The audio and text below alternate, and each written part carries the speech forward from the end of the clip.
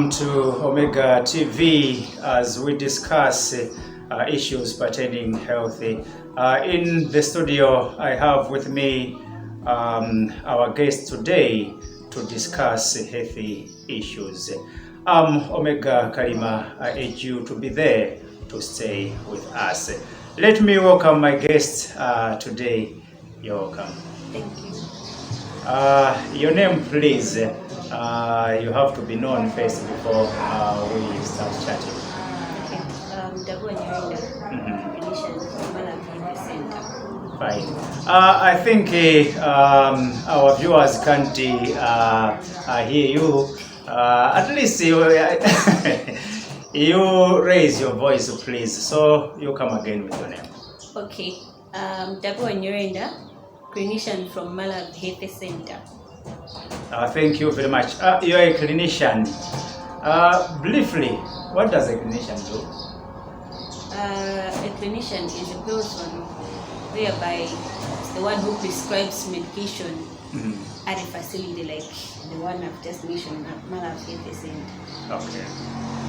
Okay. As a person who prescribes medication, can you tell us something about your work, about what you can think of to talk to people, at least to learn from you? What did you have exactly to tell people? Okay, as a clinician or as a prescriber, medication prescriber, is the one Yeah, no problem. Okay. It's the one mungati kumpeza pachipatala, and when you come with matenda, ndamene anga tukupangira ni prescribe makwala. Okay. Anyway, because you have chosen to speak to people in our vernacular, let me ask you in vernacular as well. You said you are the one mabanga prescribe makwala. Okay. Ndi mbali iti kwenikweni imene mukhale omasuka kwa lero oli kuti tigawane ndi amene akutionera pakadali pano kuti ayi koma ineyo tikagawana ndi anthu ambali iyi I think ndikondwa kwambiri kuti anthu aphunzire zokhudzana ndi izi lero. Okay, I think today I'll be very much happy when we talk more about hypertension. As most people know it as BB. Okay. So I think kwa lero hypertension, you say hypertension, BP. Yes, hypertension is a medical word, and in our local language it's known as BP. And how many would BP in the blood pressure? Yes. BP is blood pressure, and most likely when they say BP is hyper, which is more than the normal range of blood pressure. So okay. In our local language, we will say, BP, in medical term, it's called hypertension. Okay, what is hypertension? Hypertension is whereby the persistent level of BP is a bit high. So we have systolic pressure and diastolic pressure. And we do say that one is having hypertension when the systolic pressure is above 140 and diastolic pressure is above 120. It's above 90. Okay, you are saying when the blood pressure is high. What about when the blood pressure is low? Is it not hypertension? No, it's called hypotension. Okay. Okay, so there are two different terms, hypertension and hypotension. But they are all BB. They are all hypertension. No, hyper means BP. High. Hypo means low. Low. That means in other cases we can have hypertension, which is most likely rare in our country. Okay. But most cases that we have in Malawi, it's hypertension. You do treat much hypertension. Exactly. Okay. And for one to be called that is having hypertension, that means it's having more BBs than the normal range of BBs. Okay. What are the signs of hypertension? For a person to be diagnosed with the, hypertension, what are the signs or symptoms? So, signs and symptoms of hypertension, we have severe headache, we have severe anxiety, we have numbness and weakness of the extremities. Others, they can present with broad vision. Others, they can present with confusion, nose bleeding, and blood in urine. Somehow, most likely, those are the signs and symptoms that they present, and help us as medical personnel to know that maybe this patient might have hypertension. I'm interested in one of the terms you have mentioned. You talked of broad vision. Sometimes when somebody is under the influence of alcohol, can also have broad vision. Can that still be a sign of hypertension? Somehow we can say yes. So hypertension, we have two types of hypertension, which is primary hypertension and secondary hypertension. And most likely in primary hypertension, the cause is unknown, but then we do have the predisposing factors. And alcohol can be one of the predisposing factors. And another predisposing factor can be more sodium intake and the stress. So remember, on the signs and symptoms, I also mentioned about severe anxiety. So that severe anxiety can also lead to hypertension. What happens exactly for a person to suffer from hypertension? Okay, so as I've already said, the cause in primary hypertension is idiopathic, which is unknown. But we also have secondary hypertension, and somehow the cause of hypertension in secondary hypertension is identifiable. Others, they can start having this disease of hypertension due to pregnancy. Sometimes it can be due to medication. Sometimes it can be due to some other medical conditions that are related that can help the patient to have hypertension. Exactly. Some say some foods may also lead to hypertension. Is that true? Yes, it's very true, because that's why I said that will put it in a primary hypertension. Food is one of the predisposing factors that helps one to have hypertension. Okay, hypertension as it is, does it have specific medication? Yes, it does. When we have a patient who is confirmed to suffer from hypertension, we prescribe drugs. But before that, it depends with the ranges of the systolic pressure and diastolic pressure. So the normal range of hypertension is 120/80. So the one above is systolic, and the number below is diastolic.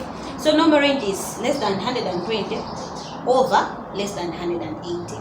But sometimes we can have high normal, which is 120 to 139, and diastolic is 80 to 89. And we have stage 1, have stage 2 of hypertension. So stage 1 hypertension is whereby the BB's ranges are 140 to 159. That's the above the systolic, and the diastolic is 90 to 99. That's stage 1. And stage 2 is whereby the systolic is more than 160 over 100 and more than 100, yes. So when we confirm that one is having hypertension, it depends with the ranges. So for example, I do have a client. It's his or her first time to visit our clinic, and then we have checked her BP, and then the range is 120 over 139 over 89. That person is in high normal. and then we can put that patient as stage 1. So we don't just go straight to medication. We start with some advices like lifestyle modification. So on lifestyle modification, we'll draw much on the how that person is supposed to take care of him or herself. Because I wanted to ask the same, that aside, medication aside, are there any measures of mitigating hypertension? Exactly. So, for example, it's your first time and then you have come with stage 1 levels. So we'll give you lifestyle modification like please avoid stress, please avoid alcohol, low salt intake, try to do some exercise and take a lot of water. So that will help you to normalize your ranges of hypertension. So if you follow normally those advices, it may lead you to have a proper health, and then it will help you to avoid suffering from hypertension for your life. But if you come for the first time, you have the same range, and then the second time the same range, and third time the same range. So we see that I think the lifestyle modification has failed. Now, as a medical personnel, that's when he or she tries to prescribe medication to help the patient to normalize the BPs. Okay, I understand there is this term cardiac arrest. Is cardiac arrest related to hypertension? Exactly. It's related to hypertension. So, apart from having the types of hypertension, we also have classification of hypertension, whereby you have hypertensive agency and hypertensive emergency. So, on hypertensive agency, this is whereby a clinical situation in which BP is significantly elevated, and the BPs are more than 160, the systolic, and more than 120, the diastolic, without signs of any targeted end organs. That means agency.